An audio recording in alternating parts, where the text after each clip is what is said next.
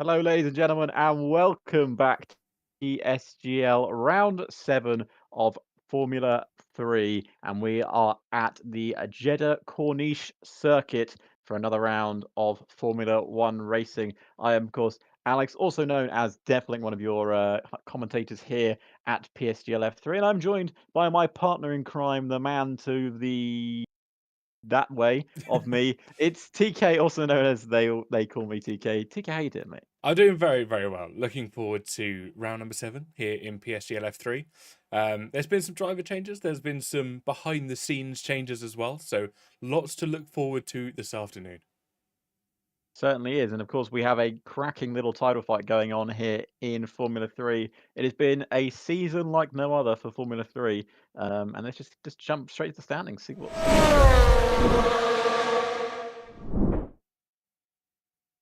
Well, as you can see by the standings, we have Mr. Angelo on top in the Sauber, followed by Richard Sprogges, his teammate, also in the Sauber, 56 and 52 points, 4 points separating the two drivers. And then, of course, in third place, we have Sixten Linhart in the Alpine on 42. So not too far behind, but that result in Japan did not help his chances, along with Thies Korsman on 30 points down in fifth place. But it seems like we've got a bit of a Sauber civil war going on, as Richards did have some fighting words for Angelo last week.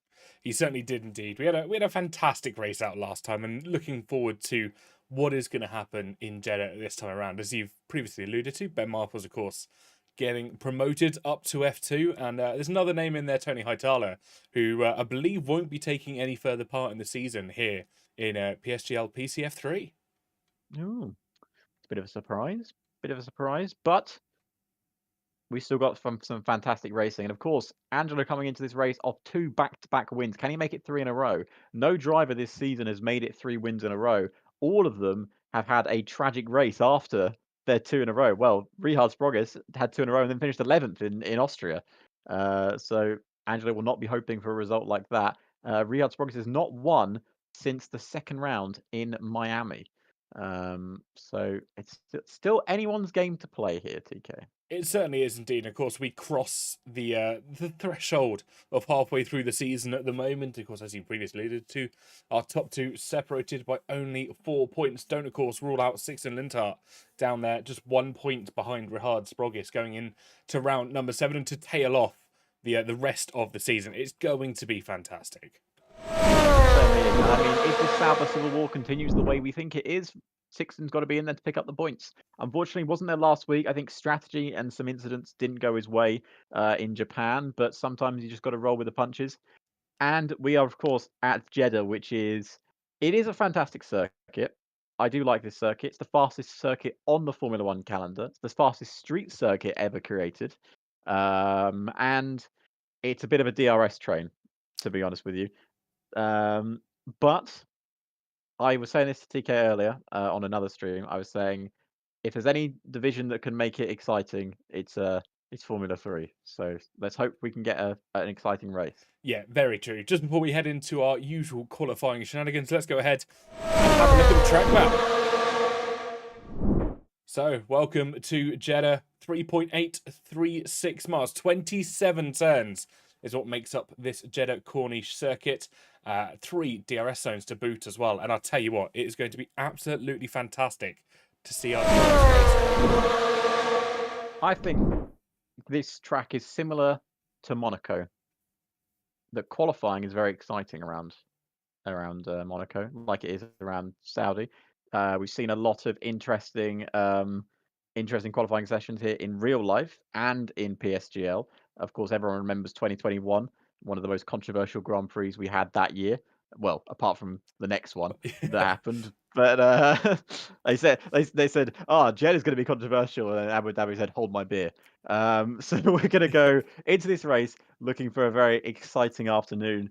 Now, TK, I know we haven't even seen qualifying yet.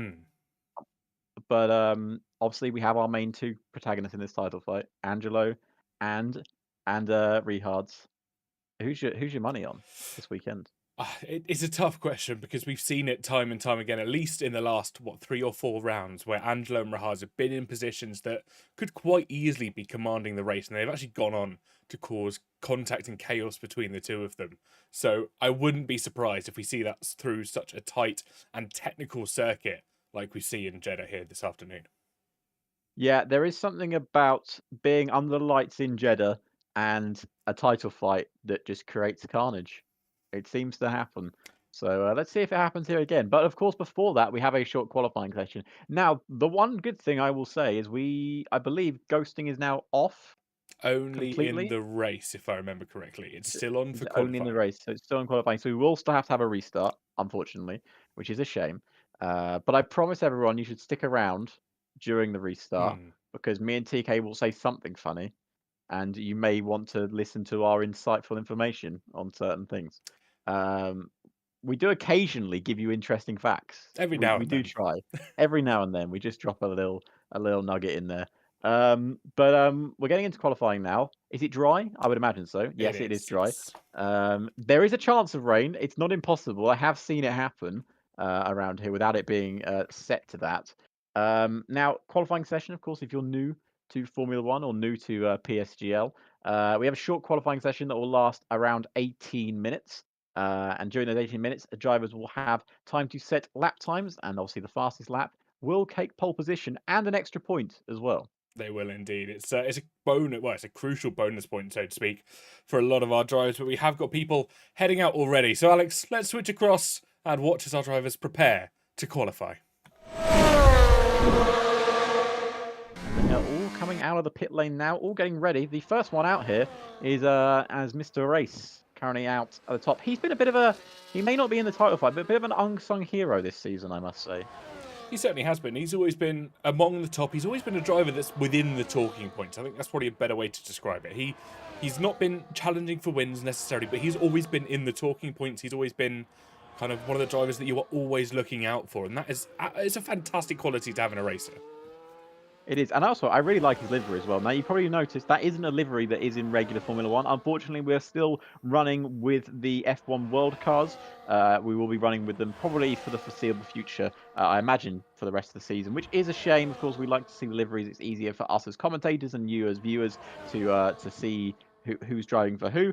But at the end of the day, there's not really a lot we can do about it, and we won't mention it again. So, unfortunately, we just stuck with it at the moment, but it's not going to take away from the fantastic racing you're going to watch on the screen, and probably the fantastic lap that Race is about to give us. So, TK, why don't you just take us through a lap around the Jeddah Corniche circuit? Well, we'll do indeed, rounding the final turn here, turn 27. We've got 18 cars on this grid.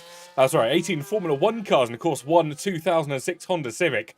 And this will be Race's first attempt at a timed lap here in Jeddah. Down towards turn number 1, DRS wing open on what can only be described as the most beautiful looking Aston Martin on the circuit this afternoon. Heavy braking zone through the left and the right. Careful not to invalidate as they go over that left-hander, attacking the curb as much as they possibly can, and pretty much running out of road out of turns 2 and 3. Through the left and the right once again, there's a lot of chicanes on this Corniche circuit. They have to be careful not to invalidate, because we know how easy it can be. Nice little flicks to the left here and get the car stabilised for the long left bank.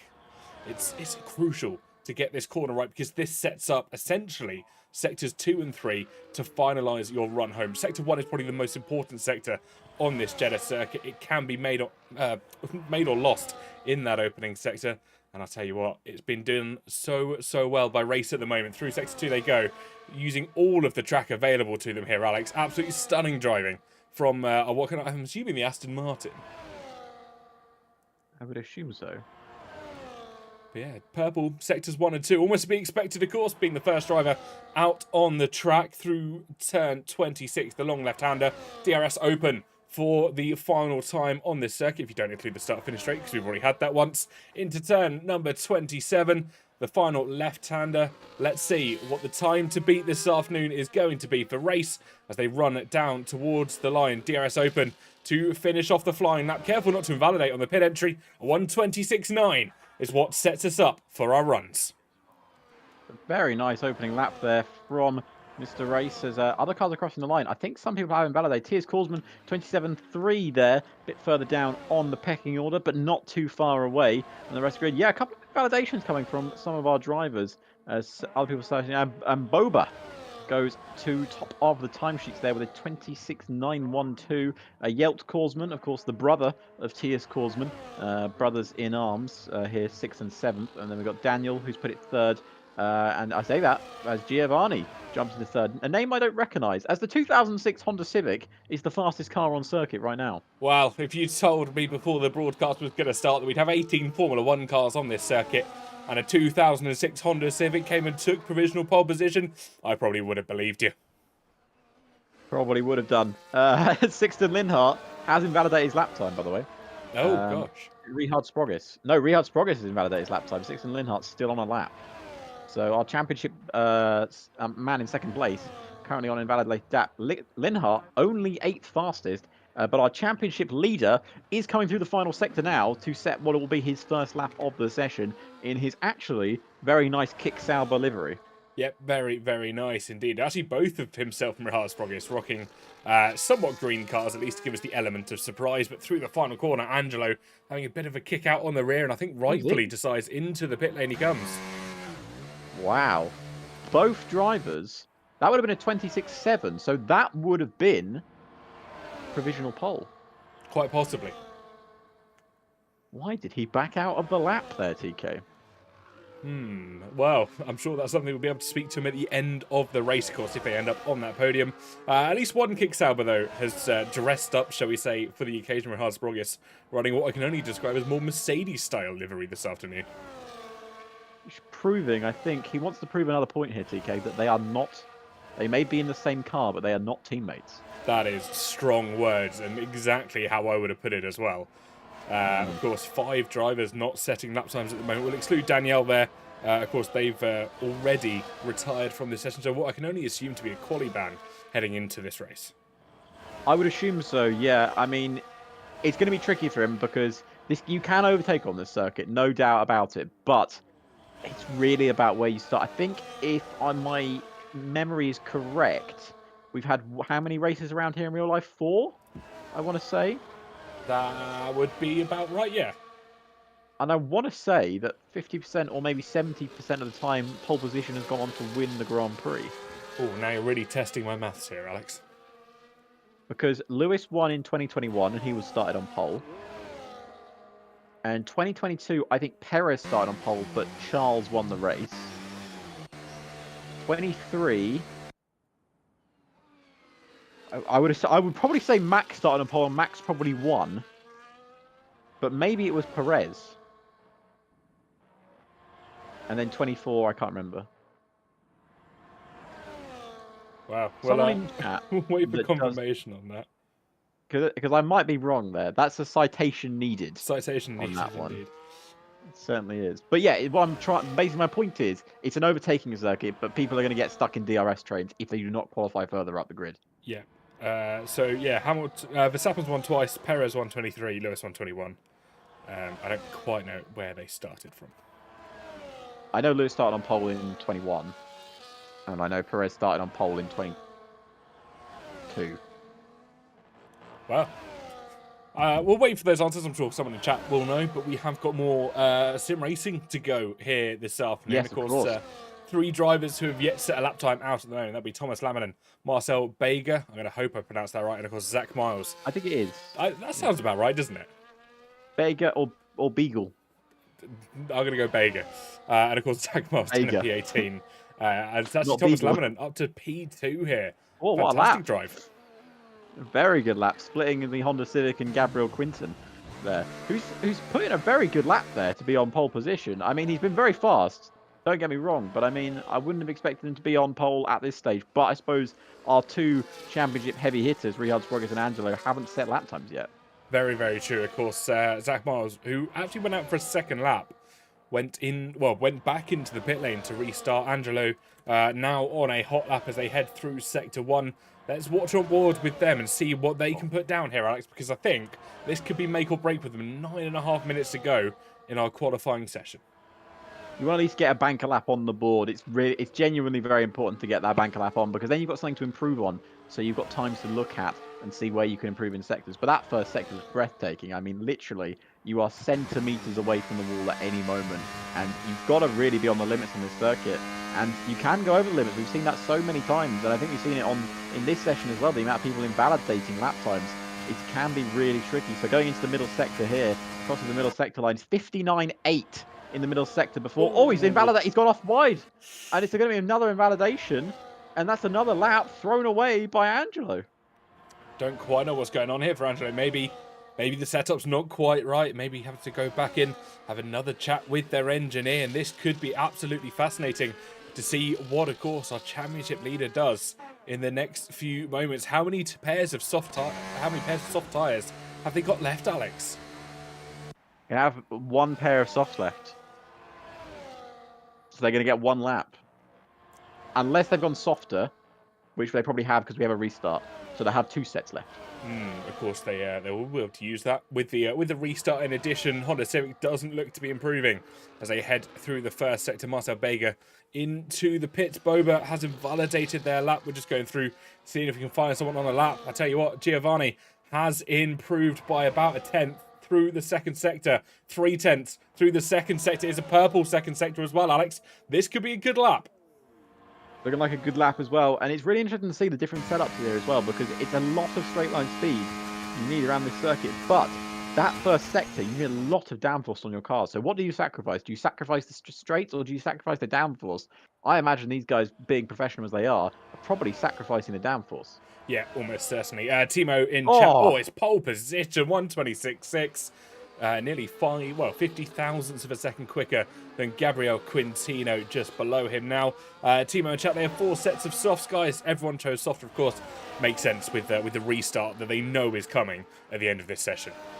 Yes, it would be very wasteful if they decided to not do that. It makes the most sense. But Richard Sprogis is going for his lap now. Now, he's seen his teammates struggling, or, you know, his in-car teammate. They may not be teammates on the track anymore.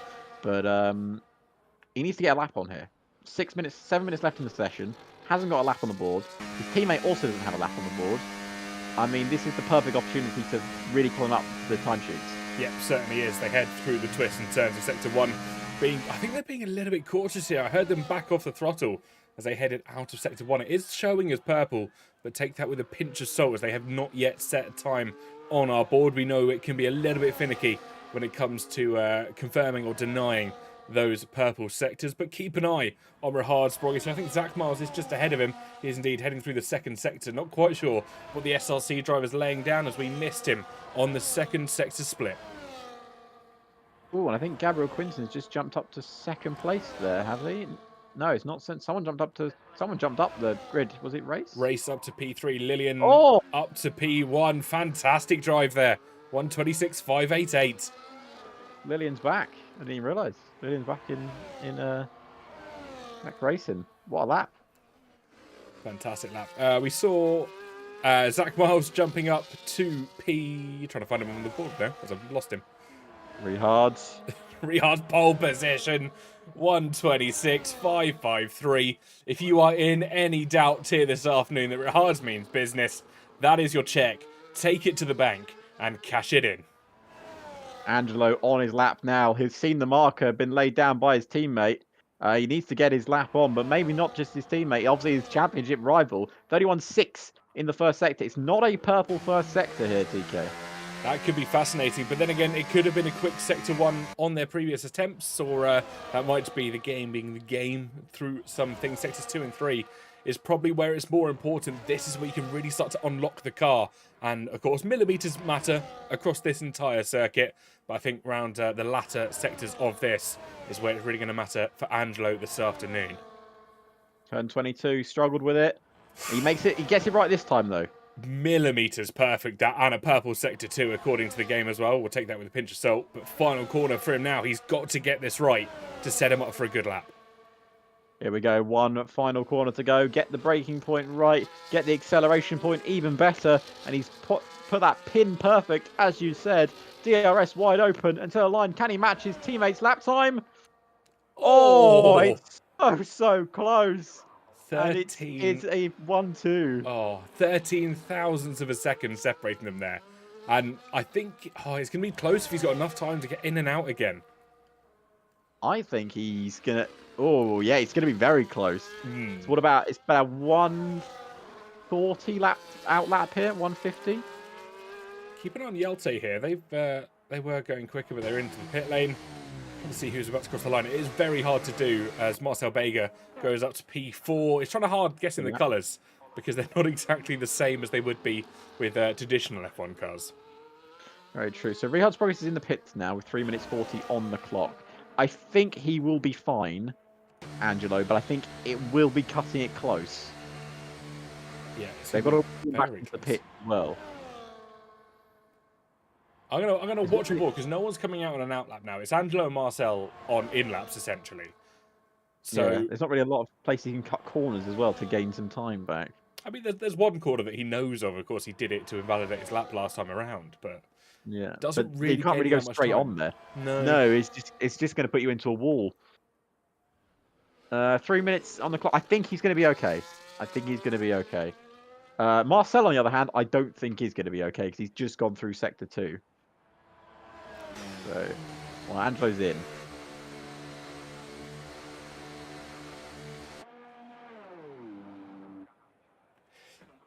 Someone's just gone out there. Who's that gone down the pit lane? It's a green car of some description. I think that's Race. It is indeed. Race. I recognise that a luminous is like an aqua white. What like aqua white? Aqua blue. Yeah, turquoise. Yes, that's the word. We have a word for that. We do. It's turquoise, not aqua light. It's almost as if there was a corner named after Aqua Mineralia. That's sort of the blue that we're looking at here. Don't forget, if you're in the live chat or watching at home, check your predictions in the chat. Who's going to get pole position here this afternoon?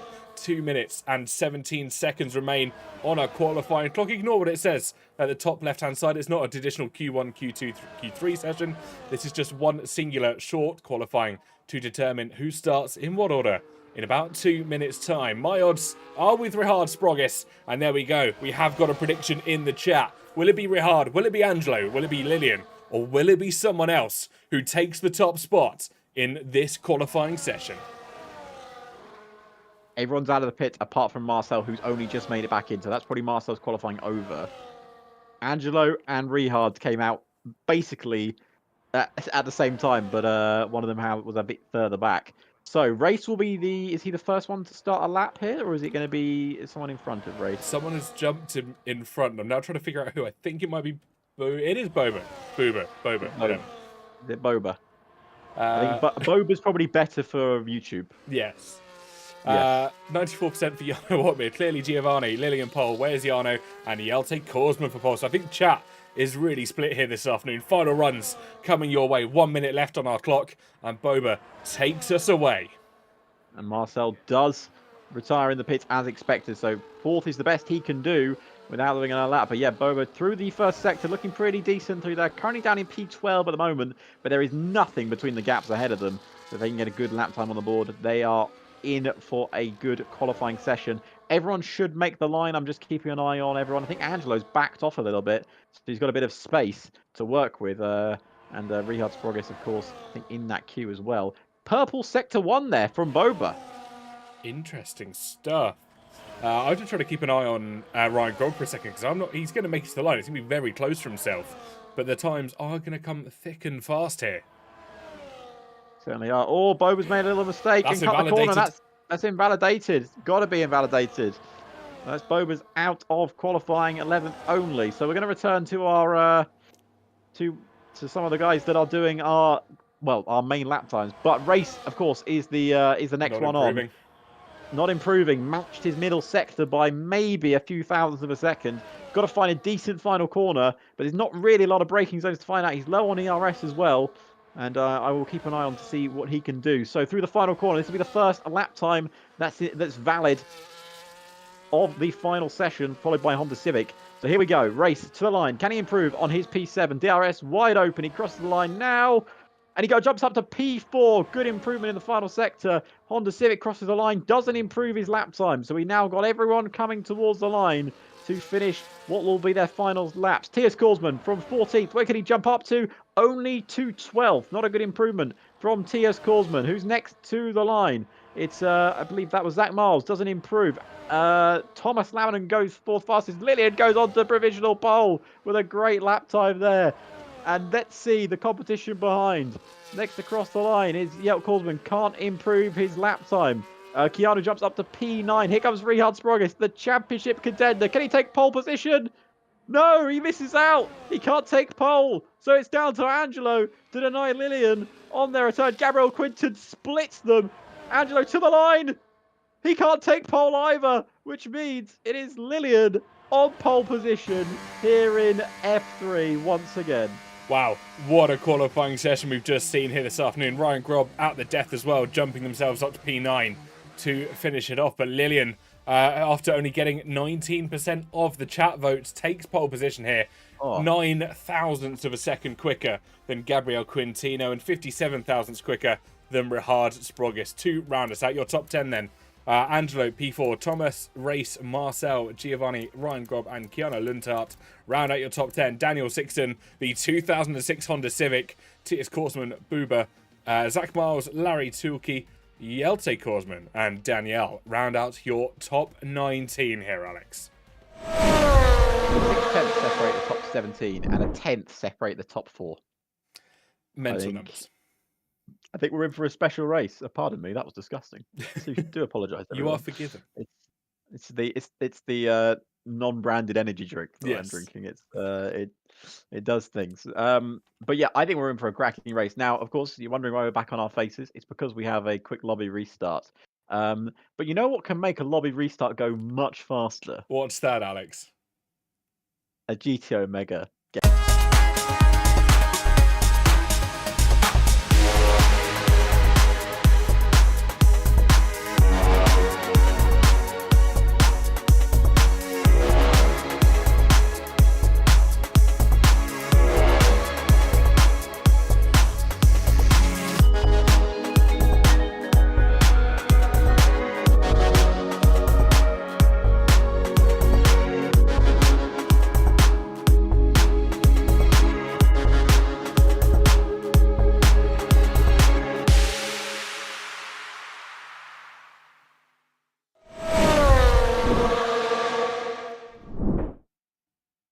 And we're back, just like that. A GTO Mega indeed. That's certainly what that was. So we're just getting the lobby restart going right now, waiting for everyone to retire from the session. Couple of people still yet to for some reason. Maybe they've forgotten that they need to do that. But I'm sure they'll get on it in a few minutes' time. Yeah. There we go. Works it out now. Go to the first. Took the first sector to work out that Yeah. everyone's retired from the race. It There happened. we go. There's the second. I wish we could have seen that, because that was a very dramatic crash by Zach It was Miles. very dramatic. I've seen things now. But let's go on to that qualifying session. And I mean, talk about, we've said this season the top of this grid has been so close, but like still 6/10 separating the top 17 is mental numbers in Formula 3. Like, I mean, obviously if you watched F1 last night with obviously with the guys racing there. They're really close gaps as well. But I think F3 does rival it in terms of the gaps in qualifying. I'd argue that a lot of the PSGL tiers are very, very close together, and F3 Yeah.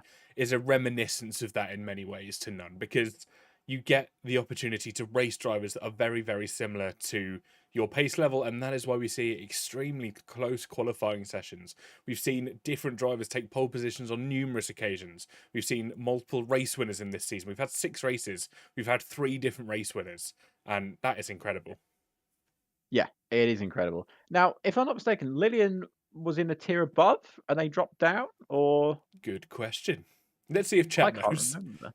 Let's see if chat knows. I'm pretty sure Lillian was in F3 a couple of seasons ago and I commentated them, but I can't remember exactly. But anyway, they're back, whatever, if I remember their names. But they take pole position, not by a lot though. I mean, you gotta respect the gaps, but it's not the Sauber boys on the front row. Neither of the Sauber boys are on the front row, but they do share the second row together, TK. They do indeed, and especially around a track like we find ourselves here, you do not want to be going too wide through a considerable number of corners. This is not Noah's Ark. You do not need to go 2 by 2, but I have a feeling we No. will see that until they disperse, until they find their groove a little bit. That DRS train almost becomes into play on the second or third lap.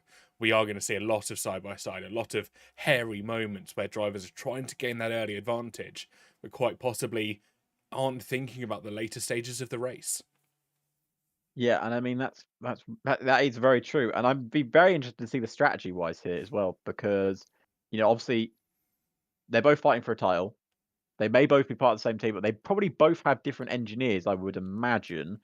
So they're gonna have different strategies, and one's gonna go for the undercut, one's gonna go for the overcut. Maybe we're gonna see something interesting. Safety cars are very common around this circuit. I mean, I do know this fact: 100% of the races we've raced here, we've had a safety car in at Jeddah. So I mean, I expect to see something like that. No, red flags aren't on, are they? So we're not going to get any Neither red flags. safety cars, if I remember correctly. The safety car's not on. Or was that just PCF1? I think that's just PCF1. Okay, maybe safety. Have we seen safety cars this season? You're making me doubt myself now. I'm fairly sure we Yeah, have seen. Yeah, we have. We have seen safety cars.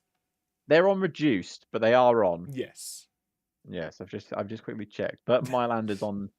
but Right. Myland is on holiday pay essentially. Like they'll have to pay him Yeah. double to call him in. Exactly, and That's they fair. don't want to do that. He's very expensive. He is. See, I told you we'd say something funny. Yeah. So we we are about to get started with this again. Everyone's just waiting to get the lobby back up. We're just putting basically people confused what we're doing. We're putting collisions back on. Yeah. So we get the actual authentic racing experience, because no one wants to see cars ghost through each other. That's not something we want to be seeing. But I'm really looking forward to this. Now it is random weather again, but don't get your hopes up, everyone. I doubt we're going to see any rain here at the Jeddah Corniche circuit. I believe I don't know how it works in game, but I assume there's like a slider that has like a percentage value on will it rain on this circuit or will it not? Because Don't know. I don't know. Maybe we can get someone in that knows more about it. No idea. Well, we'll see if anyone in chat knows, because they're probably more knowledgeable about that stuff than we are in terms of it. Yes, that's very true. One thing that's worth noting is you've kind of said, so collisions going back on, ghosting actually going completely off from this season from this race forwards. So we will no longer have those incidents where there's a little tap as some ghosting allows drivers through, which could cause a little bit of disturbance in the force, so to speak, because drivers might not be anticipating those races, especially to kick it off here in Saudi Arabia. It's going to be fascinating. It is going to be fascinating, and the thing is, as you said, a little tap usually would would ghost the car in front, and you'd be able to go through them. But a little tap now, it could spin a car, and it could just cause an absolute pile up in the middle of the pack. And now, as we said, there is no red flags on, so we're not going to get a race stoppage. We could get a safety car, but it could wipe out 5 or 6 cars, especially how tight the circuit is. We've seen that so many times at Jeddah in general, in sim racing and in real life. The amount of times it actually happens is quite, well, it can be quite scary in real life, but luckily we live in the lovely world of sim racing where no one actually gets injured. So it's good. Well, unless you have like a force feedback wheel, but you know. Or one of those ones where they're the rigs that have the motion things on all four corners. I couldn't Oh imagine yeah, crashing one of those because I would probably feel slightly no, seasick in effect after that. But as you said, yeah, if anyone crashes, especially if a car ends up sideways across the track, they are not going to ghost this afternoon. So drivers will have to be really wary of yellow flags, of anything like that. Drivers going slow in front of them because lapped cars won't even ghost now, if I remember correctly. Not that we rarely see it here in PSGL, but that yeah. is another factor that our drivers will have to contend with for this evening. Yeah, and with obviously lapped cars, if we do get any, and obviously if there's incidents, there may be more lapped cars with stuff like that. You know, it could be difficult to get out of the way here with blue flags, and drivers don't tend to want to move out of the way because obviously no one likes being lapped in racing. We've all been there, but no one likes being lapped in racing. I've been there in real life. It's a horrible experience, trust me. It's not good fun. But anyway, we are about to get started with the Jeddah Corniche Grand Prix. Is it raining? Fingers crossed. Ooh, drum roll, please, chat. Drum roll, please. Oh, Ah, it's not. But since formation it's laps off, stone should we cold. jump across and say hello? We should. So, Hello. hello. Whoa, what Hello. a jump! Oh, What a we're jump here. to Jeddah! Oh, Oh, it's suddenly very hot. we've joined George Morgan in Riyadh. Yeah, is that where it is right Yeah, now? yeah, he's there for the Esports World Cup. Oh, of course, yeah.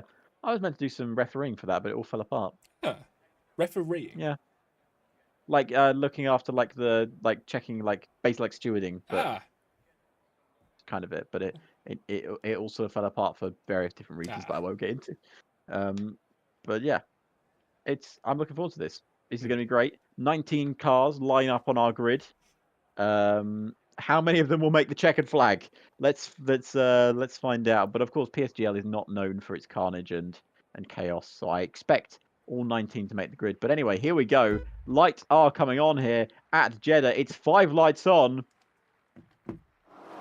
And we're underway for the Grand Prix, and it's a great start from our pole sitter as we race down towards turn 1. Gabriel Quinton cutting off there, Richard Scroggis as we race into the first corner, and Angelo dropping places at the start here, already fallen behind Thomas Laminen as we race through the first sector. It's Lillian from Gabriel Quinton, from Richard, from Thomas Laminen, from Angelo, Marcel, Race, Ryan, Keanu, and Giovanni in your top 10 here as they all race through the first sector. We certainly do indeed. Drivers chopping and changing positions in the first couple of corners. I tell you what, that debt is not settled for a lot of them. Ryan Grob, who qualified P9, already up one bonus position, getting past Kiana Luntart, and now sees the SRC driver of Race Imitaz just in the distance, pretty much nose to tail, as we head through this left-hander here. There's moves further back as Giovanni loses out to Daniel as well.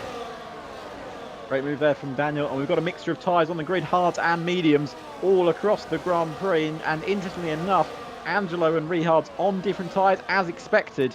They will be doing very different strategies. Race already under pressure here from Ryan Grob. The mediums clearly heating up quicker than the hards as Honda Civic goes round the outside into turn 22. Lovely little move there from the 2006 Honda Civic, and making that move stick, as long with Sixon Linhart, who's down in 13th place. It's got a little bit of a recovery drive on. We've got a 3-wide moment here going into turn 27. Oh, down the inside. Oh, he goes for the double, does he? Is there a gap down the inside? No, he's hit the wall on the inside. And was that a little bit ambitious there, TK? I think that might have been a little bit ambitious just for the opening lap here of the Grand Prix. We're only on lap 2 of 25, of course, as Richard Sprogis gets past Gabriel Quintino up to P2.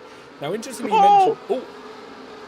Sorry, Boba almost went straight into 3 cars down the inside. Completely missed their braking zone, and that was almost game over for about 5 cars.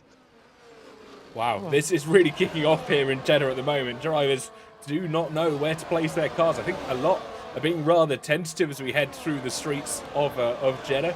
Not quite sure who's going to make positions up. Let's see who's changed and where has changed. And Lillian, of course, remaining P1 at the start of the race. Richard up 1, as is Thomas Laminen. And Ryan Grubb's up 2 positions from where he once began.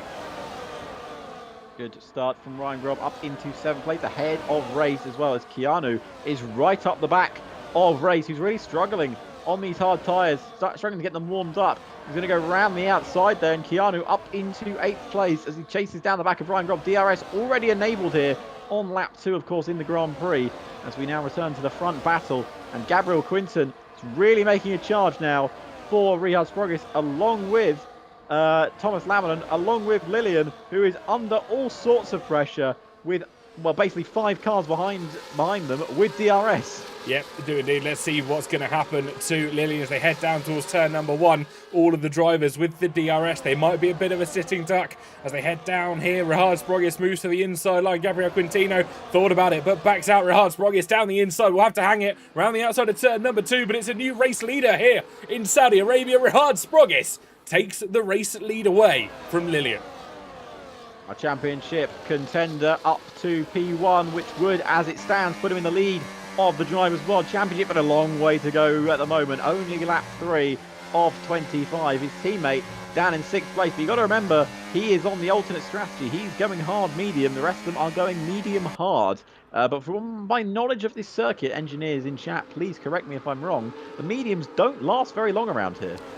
That is my understanding as well. Drivers have been not necessarily complaining, because we know how much they hate to do that. No one ever does that. But no, drivers hate complaining. I've heard them discussing that the medium tyres might not last as long as potentially viable around this circuit. But it's interesting you mentioned Rihard and Angelo on alternating strategies. With them being in the F1 World cars, they aren't going to necessarily share a garage or a pit crew. No, that's very true. And it's impossible to know who pit crew you actually share your race with. But here we go. We've actually got another change for the lead. Lillian getting the move done before turn 27. And that is always a bit risky because, of course, the DRS line for the next DRS zone is there. And it's now re-enabled for Rihard Sprogis, who's surely going to have a run back down Lillian. But, of course, Gabriel Quinton is also here looking for the party. Keanu with the fastest lap of the race. And down the inside, or sorry, around the outside goes Rihard Sprogis, which turns to the inside line and makes the move once again. And I think Lillian... Oh, there's Lillian. Lillian's gone back in front. What's happened to Rihard? He's fallen down to 3rd. I'm not quite sure. We were riding on board further back with Jacek Korsman, who went for a move on Giovanni Lazzoni. But yeah, as you said, Rihard Sprogis losing a couple of positions further down. Lillian back up into the lead of the race. I wonder, maybe Rihard just found the runoff area ever so slightly. Maybe gave the positions back. Maybe, or could have been a feature. We don't know what the answer is, but we're going to carry on anyway.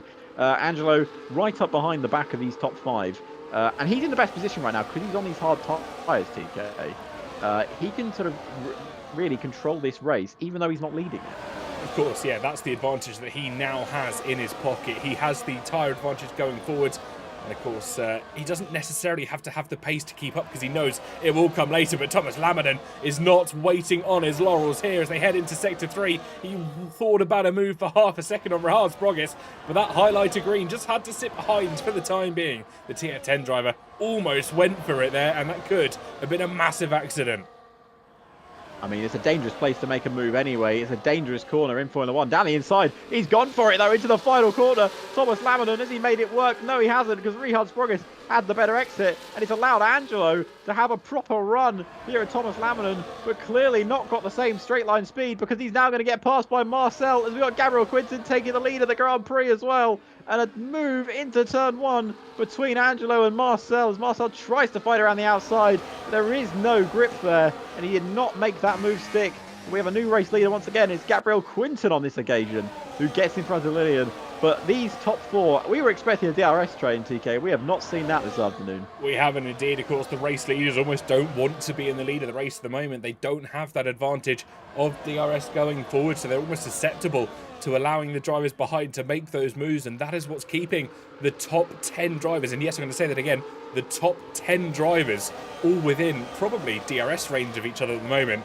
The 2006 Honda Civic, of course, causing a bit of a gap up to race, and that's not surprising because, of course, not many Honda Civics, especially 2006 one, can keep up with Formula 1 cars. It can be difficult. Ryan Grob, on the other hand. Oh, no, surely not Ryan. Round the outside of turn 22. Look at the overspeed. He's got down the inside of Angelo as well. And he's made that move stick. Angelo almost straight into the wall.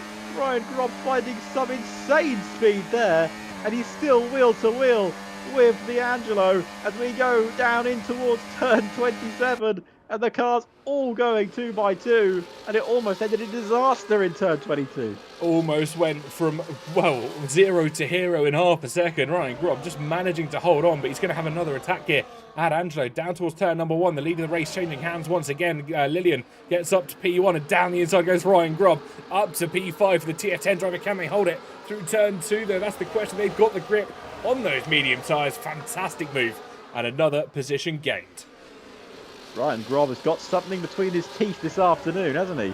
He really does, because he's flying through this grid. Currently up in P5, and you can see the top 4 in front of him. Angelo, on the other hand, again, still just taking his time, but he's now behind Ryan Grob as Daniel is in 7th. But he's also on the hard tyres, Daniel, so he's in another good position. Yeah, we're being told Ryan Grob running really low wings in terms of their setup, so no wonder they are quick on the straights, and it is really showing in their favour this afternoon. The golden car is effectively being our golden driver out on circuit at the moment. Qualified P9, mere laps ago, and now almost within touching distance of the podium. With that straight line speed advantage, it's going to be near impossible for anyone running a lot of downforce to catch up to him. I just watched him through that main straight before turn 22, and he was absolutely gaining on our front pack there. As Rihard Sprogis is going to go round the outside of Gabriel Quinton as we look for another move, and Rihard Sprogis up into 2nd place, and now right behind Lillian as we got moves happening in behind as well. We're going to keep an eye on the race lead as here comes Rihard Sprogis once again. Will he get that DRS advantage? Of course he does. Will he get those straight line speed that he wants? Will he be able to get close to Lillian from moving to turn 1? I think he's going to be a bit too far back on this occasion. We've got a car in the pits there as Marcel is in the pits. Bit of an early pit stop there from Marcel. Yeah, interesting stop. Well, chat, we're discussing 8 or 7 laps is what we're expecting of the medium tyre life here in Jeddah, so it's not surprising that a couple have headed in. Boba actually headed in last lap around. I'm not quite sure if that was damage or just a tyre strap, but yeah, Marcel Bega and Tias Korsman both into the pit lane to get going. And that is probably an undercut attempt, I would imagine. If you're new to Formula 1, the undercut, of course, is you pit before your rivals and you gain the time on your outlap on the guys that have older tyres than... Yeah, that was well explained. Yeah, I think that was almost perfectly explained. I saw no issue with that whatsoever, because there's lots of drivers at the moment, of course, you don't necessarily always gain up the time. It's not an automatic thing, but you hope with the advantage of the new tyres, you make up the lap time in your opening stint compared to what they have on their dying tyres. That is a good way to finish off the explanation. That was a double team that worked very well. That's teamwork indeed. As Rihard Sprogis takes the lead of the Jeddah Grand Prix as racing into turn 27, or the final corner. As Lillian is going to get basically get the treatment that Rihard's did them a few laps ago. We'll have that DRS advantage, but I don't think they're going to get close enough for a move here, TK. Not quite this time around. A couple more drivers heading into the pit lane. 2006 Honda Civic and Larry Tulke into the pit lane, but our top 10, now top 9, continue through this Grand Prix without a care in the world. Rihard from Lillian, from Thomas Laminen, who's kind of come out of nowhere at the moment, up 2 positions from where he qualified. Of course, Gabriel Quintino dropping 2. They qualified P2 and haven't had the best race start at the moment. No, not at all, really. Stuck in P4 at the moment and sort of lost a couple of positions. Not really worked out the way they would have wanted. I still think Angelo and Daniel are in the 2 best positions here. But I worry and don't worry because they've got a very fast car in front of them, but only on the main straights. Yeah, that's the question they've got to try and contend with. Of course, if the drivers in front can hold Ryan Grob at bay through the twists and the turns, of course, Sectors 1, Sectors 2 are really technical sectors. They aren't necessarily flat-out speed. Sector 3, you've got that one mini chicane, but then it's pretty much straight line with the DRS assistance up towards turn 27, and that is where we'll see Ryan do most of his overtaking, that final sector, and then down towards turn number 1 once again. Ryan's closing in here, TK. He's certainly closing in. He may even close in enough for a move on Gabriel Quinton, and Quinton might not be expecting it into the final corner. Will he force his way all the way around the outside? He's going to get the better exit because of the amount of straight line speed he's got on that car. And we've got cars pulling into the pits. Laminen and Gabriel Quinton both into the pit lane here as they look to pull the trigger first for our front runners. And that may open some eyes, or it may just take a couple of nods of the head because they might know what they're doing. I imagine they do. That's the question. Lillian, Rihards and Ryan Grob going long on the opening stint of these medium tyres. Angelo and Daniel on the hards as well. Keanu Linter, another driver yet to pit off those mediums. So 4 drivers who are going late, going potentially to the overcut situation here, which is completely opposite to what we described earlier, isn't it, Alex? Yes, the overcut is basically the opposite of the undercut, where you stay out longer and then you use the advantage of newer tyres against the drivers who have pitted earlier, who are on older tyres now. Yeah, and of course, that advantage generally comes later on in the race. In the closing laps is probably the better way to look at it. Yes, and the thing is with these hard tyres is if they go as long as we expect them to, as Rihards Progress takes the lead of the Grand Prix, I would imagine that the medium tyres are not going to be a massive advantage gain later on. They're going to have to use them quite early on and then make the moves pretty quickly. Otherwise, they're not going to have the advantage. Of course, that's going to be the question now. How long can they hold it off as the lead once again changing hands? Rihards Progress just losing out to Lillian into the final corner, but I'm fairly sure they'll try and get it back in towards turn number 1. Someone, Timo in chat, will see Angelo and Daniel Cook, of course, referring to the fact that both of them are on the hard tyres. And interestingly, Ryan into the pit lane. Oh, yeah, all the 2 medium runners into the pit lane as the lead once again changing hands here. But did you see that from Rihards and Lillian? They both pulled left and then both back pulled right. Interestingly enough there. A little bit of mind games going on there, TK, for the 2 leaders? Oh, almost certainly. I think these drivers know how each other race. They know what is expected of them. Potentially, if one driver's going to fake a pit stop, it might cause the other one to try and follow them in. I'm very surprised we didn't see something a little bit later. We got a yellow flag further back. Safety car! Something to do with 6 and Lindhart. Giovanni. Let's see where we can find Giovanni down in 9th place. It's giving me the onboard camera angle, and I don't want that for once. I wanted the offboard. I want to see what's... I pressed the offboard camera game. Hey, come on. That's not what... There we go. There we go. There's no front wing there, TK. Nope, that is a very pointy front end. Oh, and Lindhart is also missing his front wing. Where's Lindhart? 6th in there. Up in 6th place. So I assume what's happened here, TK, is one of them has spun and one of them has gone into the side of them. I think you might be right here, Alex. And both of them actually coming out with penalties as well. Just a reminder of how they look. Both 10-second penalties. But they can serve them at the pit stop. They certainly can. The interesting thing here, TK, is what are our hard tyre runners going to do?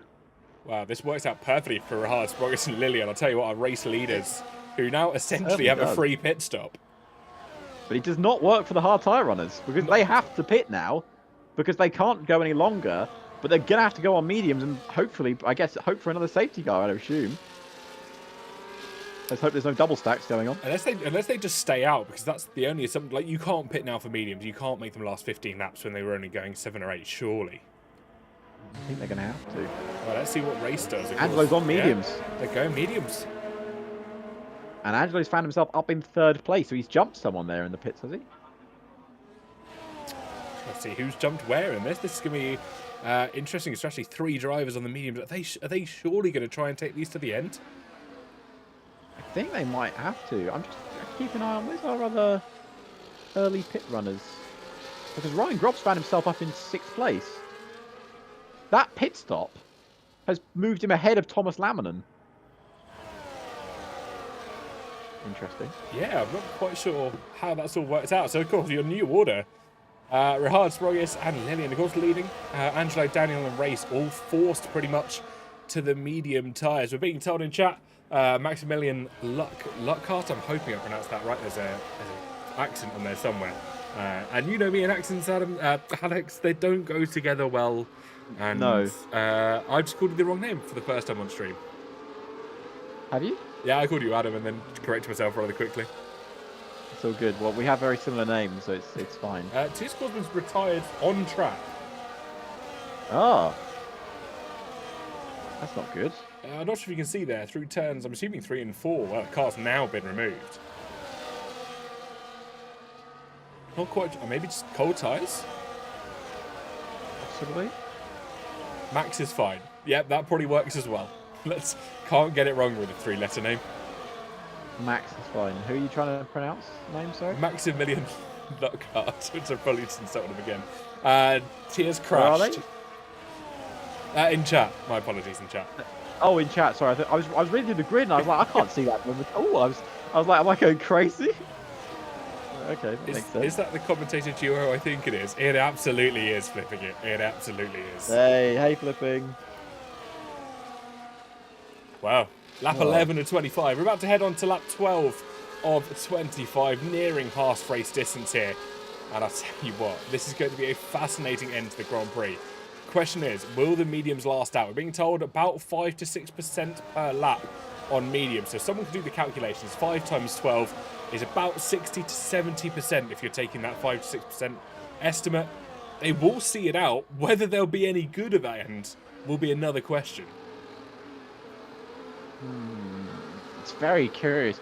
This is one of those things, TK, where the alternate strategy doesn't work when a safety car comes out like this, because it's always a risk. Because if a safety car comes out in the middle of your pit stop window, you know, for the guys that are pitting off of the medium tires onto the hards, and you're on, say, 9-lap hards, there's two options here. You either pit onto the mediums and you go until the end of the Grand Prix and risk that you're going to have tires left on you, or you stay out and take the lead of the Grand Prix on old tyres and hope there's another safety car. Well, that's the question, of course. I think that's what a lot of people are deciding in chat as well. Timo saying mediums will be between 80 and 90% at the end of the race. Well, that's not 5 to 6% a lap, if my maths is correct.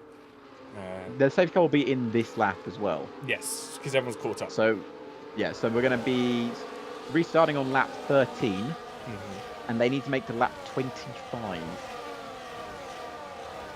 It's going to be a tough one. That's over half race distance still to go. Actually, no, the maths is correct. 80 divided by 13 is 6.1. So the engineers know what they're doing, and this is why I'm not an engineer. That's why we're sitting in here and not Yes. not on one of those pit boxes in the in the pit lane. We just say random facts. We do. Like an F1 car is fast.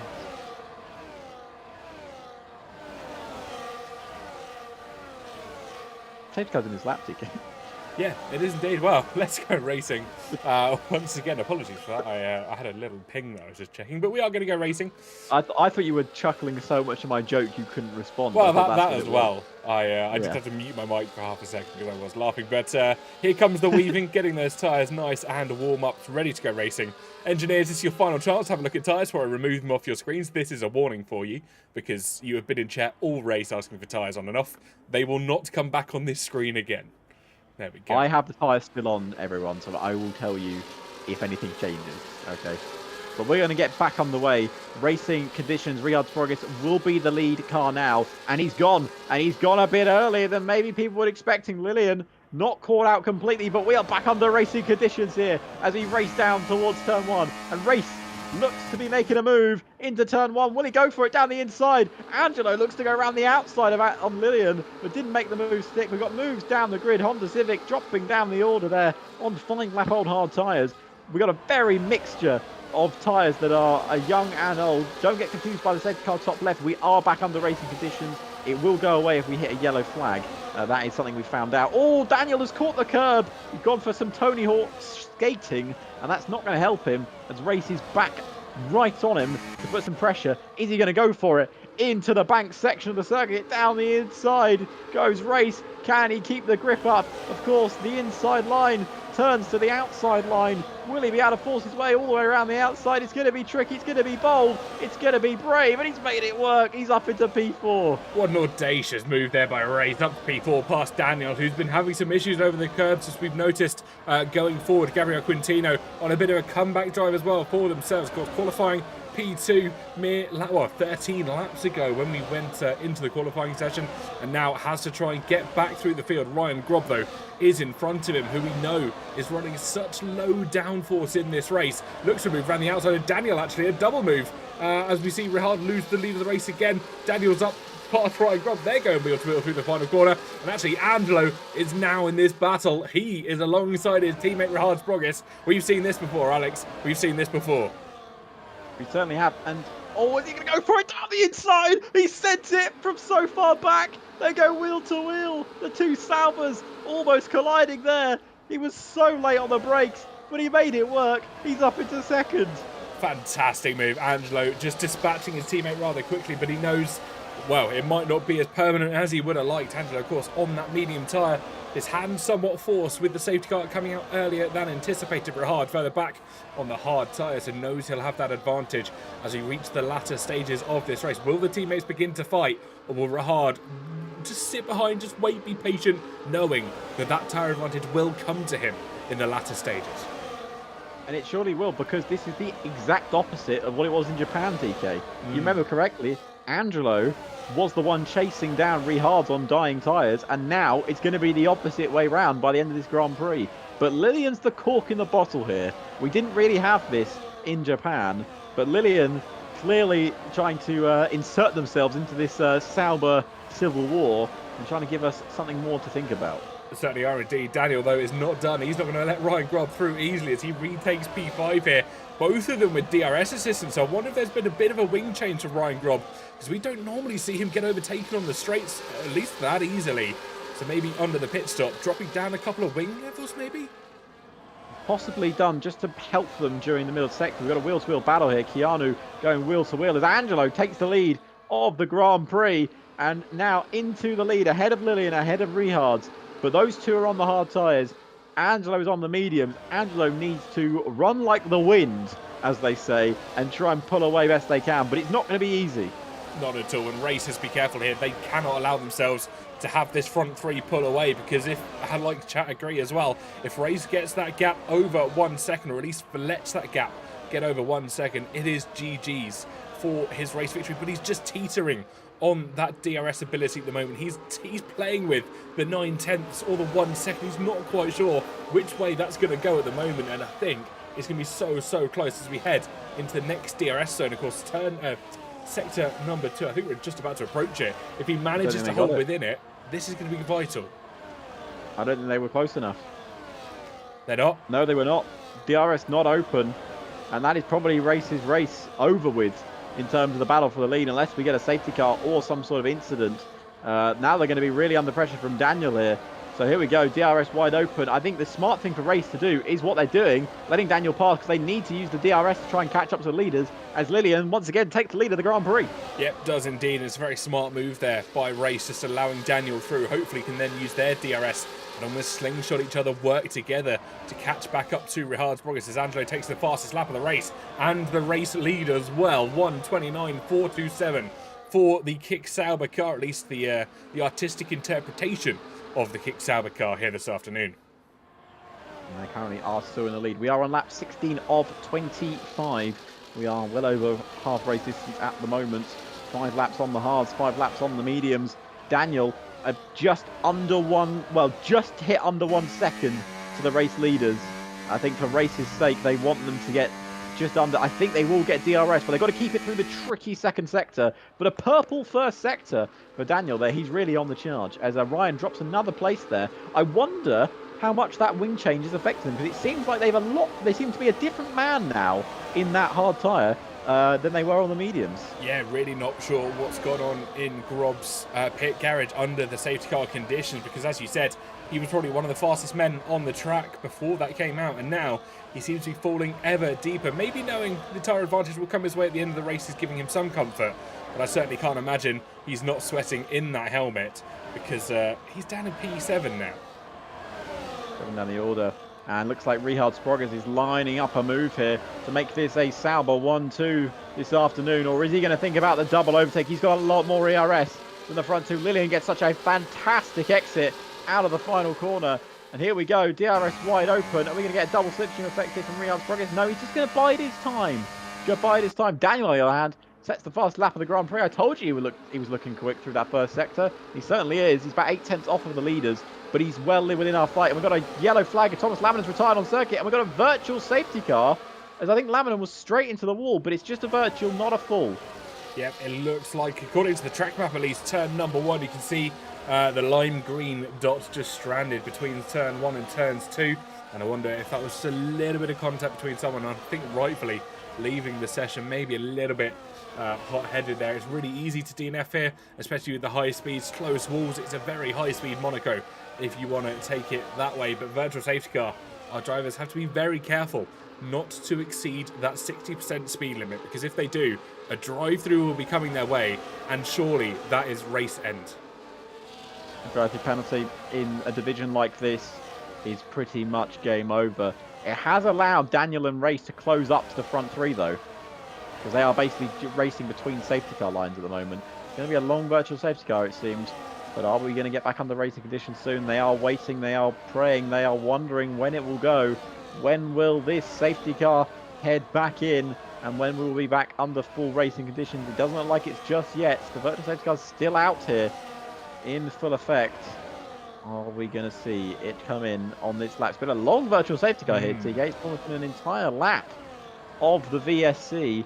Daniel just fallen out of that DRS range, and it's back underway. No big penalty. Keanu right on it, though, because he got Ryan Grob off of the restart. What a brilliant restart that was for Mr. Ryan Grob. But we turn to the race lead, and Angelo, not wasting any time, takes the lead back in front of Lillian for P1 as Ryan Grob gets back past Keanu. There's not really much he can do with the straight line speed of Ryan Grob. No, hopefully we might see a little bit of what we saw premature to that safety car condition through turn 3 before we go of this Jeddah Corniche circuit. Angelo, of course, leading the Grand Prix. Lillian in the striking yellow car continues through, and Rihard Sprogis will just place third fiddle here this afternoon. He's just going to be patient, but Daniel and Race have caught up here. This front trio now becomes a quintet, and this could be a fascinating end to the race with 7 laps of racing to go once we see that start-finish line. Certainly is. Someone who's going to want to have a race to forget. Sixten Linhart down in 13th place. That title fight, if there ever was one, TK, is very much fading away for him. Certainly is indeed. Of course, they're doing very well in the championship at the moment. Maybe Jeddah is not their track this season, and you've got to be so consistent on a grid like this. You need to be scoring those crucial points. You've seen it with Rihard, and actually we've seen it with Angelo as well, dropping some crucial points in the earlier stages. So we'll wonder how it's going to continue. That's the question. Certainly is the question. Keanu once again gets past Ryan Grob. But here we go. We've got a battle for the lead once again. It's Angelo and Lillian. But are we going to see a little bit of Sauber battling on? Because Daniel's right in behind here. I would not count out Daniel for a chance of this race victory at all. As Angelo up into first place. Oh, Rihard very aggressively has to defend over to the left-hand side. Because I think Daniel wanted to get past there. And Rihard was like, no. This is my position. Yeah, Rihard's playing the very tactical game. We've seen it time and time again, how much of a tactical mastermind he can be. He wants to play that long game. He wants to entice drivers to make those mistakes. He knows he's not going to win this in the opening stints with drivers in front of him on the medium tyre. His teammate on the medium tyre. He can allow Angelo to almost control the pace of Lillian as we go through laps 19 on to 20, maybe even as late as 23 or 24. Then those hard tyres really come into play. Might have the advantage, although the mediums will have a little bit of a saving grace with that VSC. They won't have been too torn up whilst we had that 60% speed reduction. This could be a questionable finish. Really could be. It's going to be close. It's going to be very, very close indeed. We're coming on to the closing stages of this Grand Prix here in Jeddah. It's been fantastic viewing as we have got, well, 5 laps to go when we cross the line. We are on lap 19 of 25. We'll be heading on to lap 20. Race, on the other hand, doesn't want to wait any longer. Is he going to go for the move round the outside of the sector? And he might even go for a double because Rihard's had to get blocked in, and Rihard might lose 1-2 places in one go because Daniel's also on the charge. Here we go, racing down towards turn 1. Are we going to see the moves from the Saubers, from Daniel? Angelo takes the lead of the Grand Prix ahead of Lillian. There's a gap there. Will Rihard slide his car into it? No, he won't. But there's a little bit of a stoppie there from Angelo has allowed Daniel to get past Rihard. Was that tactical there, TK? I wonder if it certainly could have been. Of course, Angelo and Rihard teammates, and I think there'll be no love lost between the kick Saubers here this afternoon. Angelo knows how quick his teammate can be, and if he can do anything to potentially dissuade his teammate from winning this race. We've got 6 laps, now nearing 5.5 to go in this Grand Prix. We thought it could have been a bit of a DRS train as we headed through Jeddah, and I think now Gabriel Quintino has come to join. This is going to be an almighty finish of this Grand Prix. Gabriel Quintino, we saw how quick he was in qualifying. Now can he mount a late charge on our podium sitters?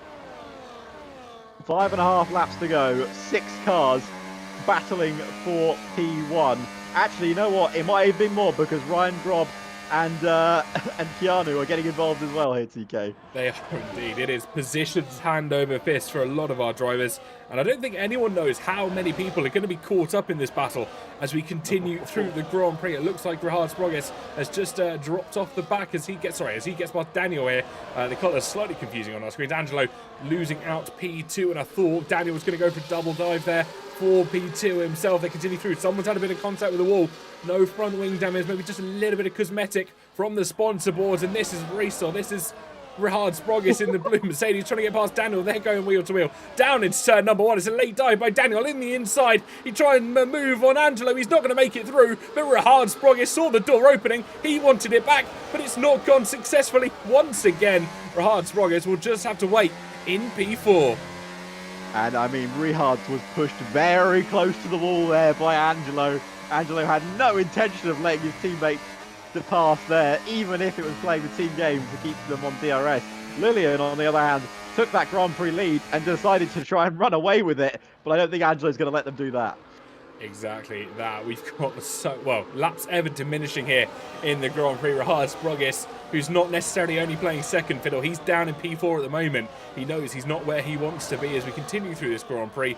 His teammate up in P2, but Lillian still controlling that pace, the conductor of this Grand Prix. But no one has managed to find that interval, managed to find that break to escape the DRS, because we know how powerful it can be here in Saudi Arabia. The top 14 are all within DRS range of each other. Technically, 14 drivers could still win this Grand Prix, TK. I think there's probably, 9 drivers that could potentially win this Grand Prix if you include Ryan Grob, who's now within DRS. It's going to be very close. It's going to be very close. Well, here we go, racing down towards turn 1 here. We're on lap 21 of 25, going on to lap 22. Are we going to see Angelo take the lead again? Or is Angelo now playing the tactical game of knowing not to be leading on the final lap of this Grand Prix? And that's probably what they are planning to do.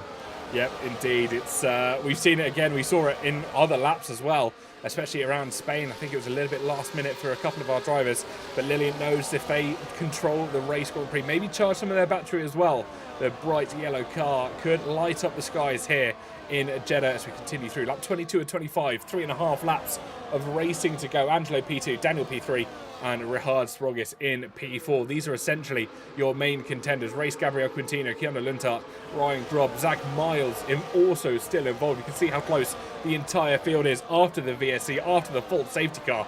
No one is safe here. And if there's a collision, this could truly cause chaos. Well, if there's a collision now, I think a lot of cars will not be finishing this Grand Prix. But here we go. Is there going to be a move here? Surely not. Oh, but Richard, surely not. Richard's around the outside. He's gone for his teammate as well. Down the inside of his teammate into turn 22. He's made 2 moves in one corner. The Saubers go wheel to wheel through that final sector. And that was almost tragic for everyone. Race round the outside. Is he going to send it on both the Saubers? He has now opened the door. He's forced his way through. And Race has found himself in second place at the moment with Race down the main straight. And Race into second. Lillian just watching on from the lead of the Grand Prix. Will Angelo be able to defend it? Here comes Daniel. It's 3 wide into turn 1. Daniel down the inside and he takes second place. It's all messing up with 2 laps to go. Lillian's got one hell of a view in their rear view mirror. But my goodness me. It was all set up by Richard Sprogis, who goes down the inside now. Race runs off the track, and Richard Sprogis forces their way around the outside. They're wheel to wheel through the first sector, and Richard has made it to 4th. Wow.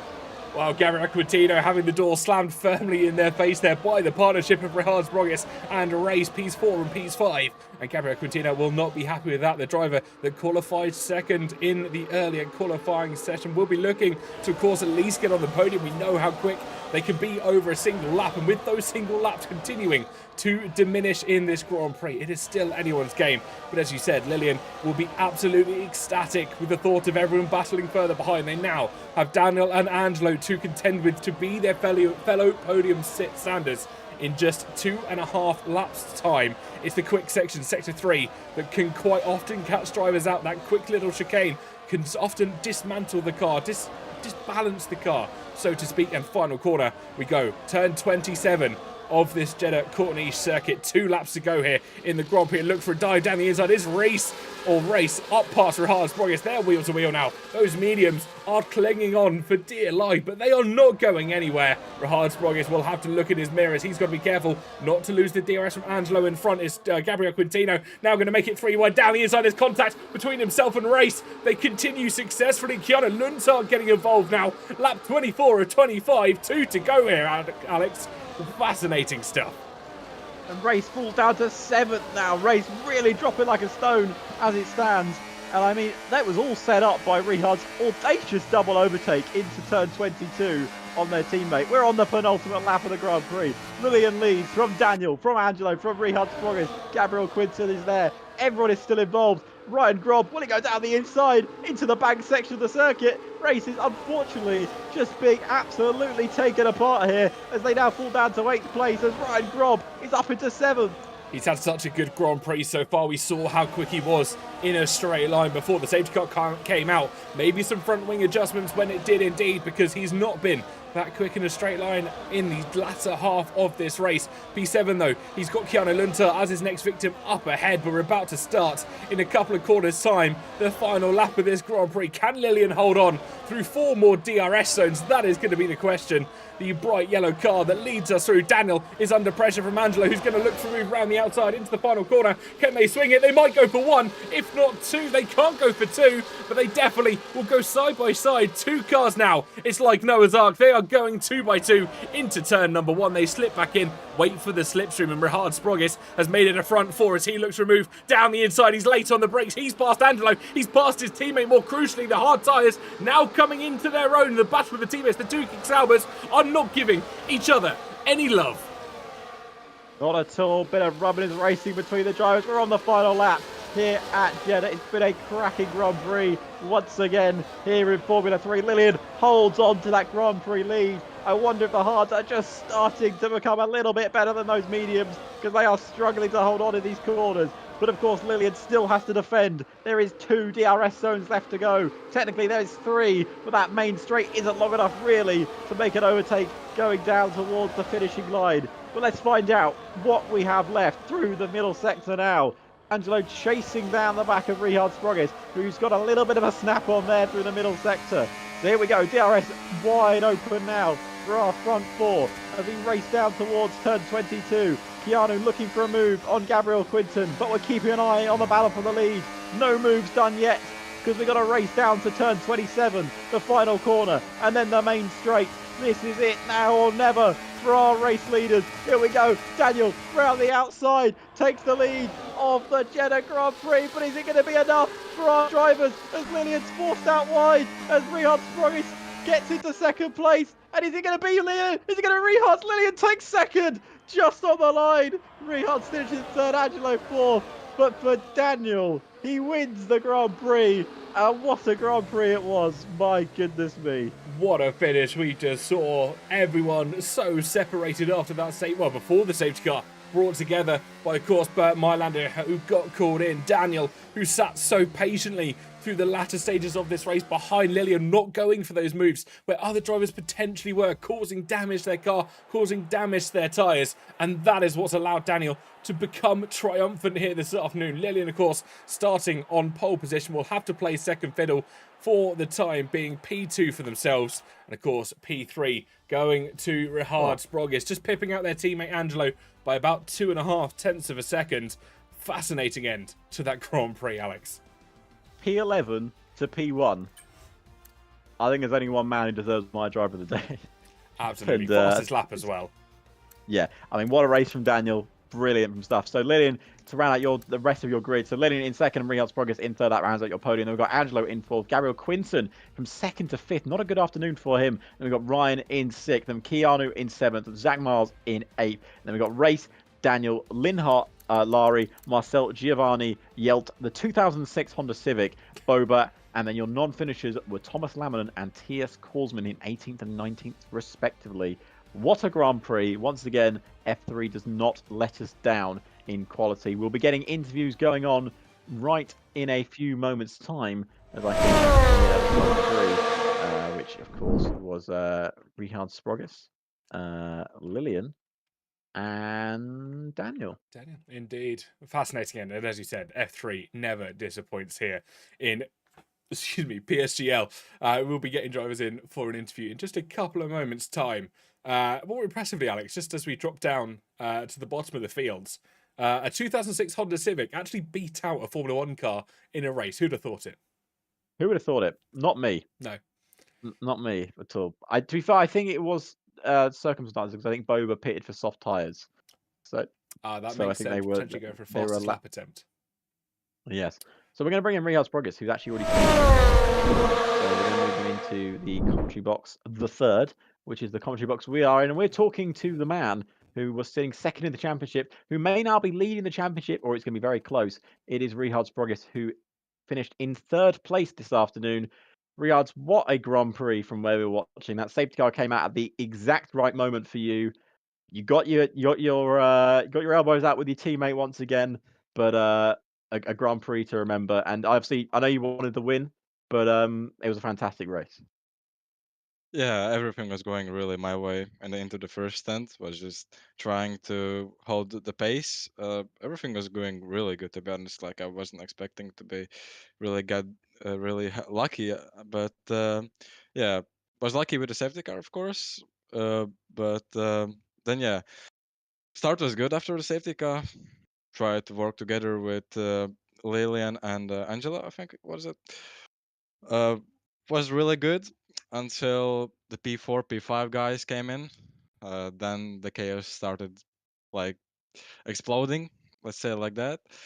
Uh, wasn't really expecting to be even P5 or P4 at one point, so I wasn't really happy at that point. But yeah, I mean, it was lucky and unlucky at the same time.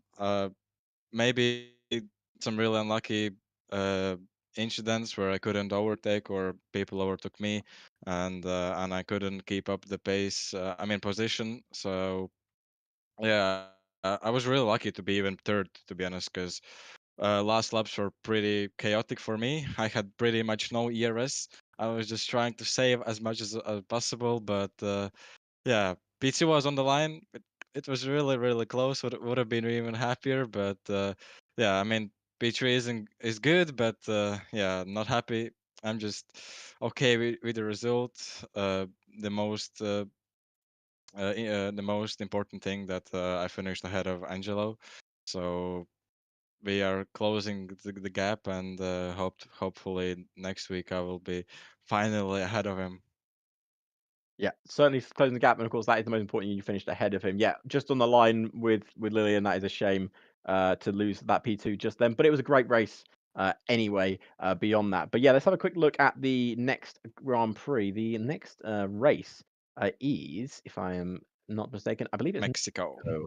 Yes, now Mexico, of course, another circuit with a lot of long straights. And a technical middle sector. Are you a fan of the Mexican Grand Prix? I personally love the Grand Prix myself, but Yeah, I think I have always been quick there, so I haven't tried this track on this game, but for sure I will enjoy it because I think it has really long straights, as you said, and really fast right and left handers. So it will be an interesting race again because there are a lot of overtaking positions where you can be first and the next second be like P5 again. So yeah, can't wait to race again. well, thank you, Rehardt, and we'll probably speak to you next week, mate, as well. Yeah, I hopefully. Pleasure, Thank you, dude. mate. Thank So we're now going to bring in your P2 finisher as Lillian returns to the podium in Formula 3 with a P2 on the line from Rihard's Progress. Unfortunately, the wind just getting away from them on that final corner, but that is the nature of Jeddah, and it's how it goes. But Lillian, what a race to come back to, and congratulations on your P2. Yeah, thanks. Yeah, like you said, that's my return in the league. Happy with my pole, happy with the race. Just a bit sad with the end, but I can't do anything. You know, it's 50-50 on Jeddah on the last lap. But congrats to everyone today. Yeah, well, it's good to have you back in the division. Obviously, more drivers, more competitive nature. You were getting involved in between the Sauber Civil War that's going on at the moment for the championship battle, which is great to see. But yeah, that pole lap was fantastic. Really enjoyed watching that lap indeed. And yeah, just a fantastic race in general. Obviously, safety car came out at the right time for you and Rehards, Yeah. and it seemed to just all go from there. Of course, I think Rehards was saying you guys were working together with Angelo, try and pull away from the pack, and then P4 and P5 turned up, and it all sort of went a bit chaotic towards the end of the Grand Prix. But that is what happens at Jeddah sometimes. But again, you were there right until the last lap, so I think you've got to take that as a really good positive to come back and get on the podium straight away. Yeah, I will take that. Yeah, like that. And of course, we have Mexico coming up next Thursday. Another circuit, as I was saying to Rehards, with long straights, technical middle sector, very easy to overtake, but also very easy to lose positions. Are you looking forward to that circuit? I don't think so, because I'm doing surely I'm doing E-Series next week. So yeah. Well, you won't Tough be looking place. forward to it at all because you're not going to be racing it. That's what. Yeah. It's all good. Well, Lillian, welcome back to the league, and I'm sure we'll speak Yeah. to you Thanks. more in the future. Yeah, I hope. See you Thank you. guys. Thanks. See you in a bit. Thank you. And Daniel's actually not feeling too well, so he won't be joining us for an interview. But we would like to congratulate him on his win because that's another new race winner this season, isn't it? It is indeed. I think that makes it 4 or 5 on the tally. We can jump across back to the standings if we want. We can figure out how many race winners we've had. Absolutely worked out as our race winners this season. And just having a look at those standings as well, if we can maybe do a quick in our math head. Of course, Angelo finishing in 4th place, was it in the end? And Rehards finishing in 3rd. So you get 10 points for 3rd place, and you get 8 points for 4th place. So Angelo will now be on It's a 2 points gap. 2-point gap going into the next race. 4. It's spicing up here in Formula 3, that's for sure. Yeah, and our race winners this season, of course, Angelo, Rehards, and Tony Hightower. So that's 3 different race winners. Oh, and Ben Marples, that's 4 different race winners. So Daniel makes it our 5th new race winner this season. And I'm sure we're going to see, you're probably going to see Lillian doing another race win at some point. I'm sure those guys down would love to get a race victory. Again, I imagine we'll see Sixton come back as well because I think he got very unlucky. Obviously, he was involved in that incident in the middle of the race, which really cost him time. But anyway, that is us done for another race here. Now, TK, I don't know if you're around next week. I'm not. No. I think TK's not here, so I'll probably be joined by the fabulous Mackie, who's currently commenting in F4 with Max.